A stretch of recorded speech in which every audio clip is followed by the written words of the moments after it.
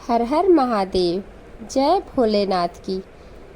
प्रिय भक्तगण, प्रत्येक माह की त्रयोदशी तिथि के दिन प्रदोष व्रत रखा जाता है और वैदिक पंचांग के अनुसार आज 15 अक्टूबर को प्रदोष व्रत रखा जा रहा है। यह प्रदोष व्रत मंगलवार को पड़ रहा है, इसलिए इसे भौम प्रदोष व्रत कहा जाता है।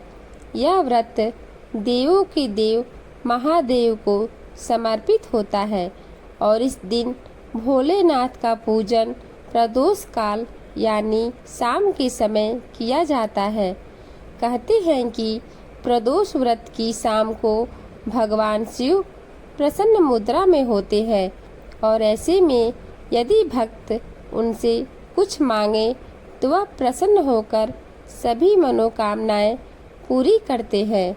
अगर आप भी भौम प्रदोष व्रत रख रहे हैं तो शाम के समय पूजा के बाद व्रत कथा जरूर पढ़ें, तभी यह व्रत संपूर्ण माना जाता है। भौम प्रदोष व्रत कथा। पौराणिक कथा के अनुसार एक नगर में वृद्ध महिला रहती थी और उसका एक ही पुत्र था। वह वृद्धा हनुमान जी की भक्त थी और उनके प्रति गहरी आस्था रखती थी। वृद्धा प्रत्येक मंगलवार को नियम पूर्वक व्रत रखकर हनुमान जी की आराधना करती थी। एक बार हनुमान जी ने उसकी श्रद्धा की परीक्षा लेने के बारे में सोचा।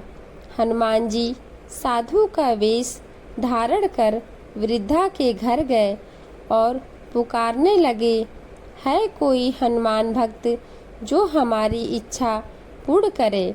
पुकार सुनकर वृद्धा बाहर आई और बोली, आज्ञा दीजिए महाराज। हनुमान जी बोले, मैं भूखा हूँ, भोजन करूँगा, तू थोड़ी जमीन लीप दे।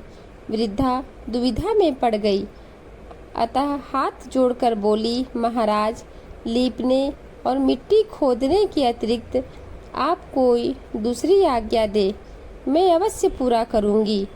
साधु ने 3 बार प्रतिज्ञा कराने के बाद कहा, तू अपने बेटे को बुला, मैं उसकी पीठ पर आग जलाकर भोजन बनाऊंगा। यह सुनकर वृद्धा घबरा गई, परंतु वह प्रतिज्ञाबद्ध थी और इसीलिए उसने अपने पुत्र को बुलाकर साधु के सौंप दिया। वेशधारी साधु हनुमान जी ने वृद्धा के हाथों से ही उसके पुत्र को पेट के बल लिटाया और उसकी पीठ पर आग जलाई। आग जलाकर दुखी मन से वृद्धा अपने घर में चली गई। इधर भोजन बनाकर साधु ने वृद्धा को बुलाकर कहा, तुम अपने पुत्र को पुकारो ताकि वह भी आकर भोग लगा ले। यह सुनकर वृद्धा बोली, साधु महाराज, उसका नाम लेकर मुझे और कष्ट न पहुँचाओ।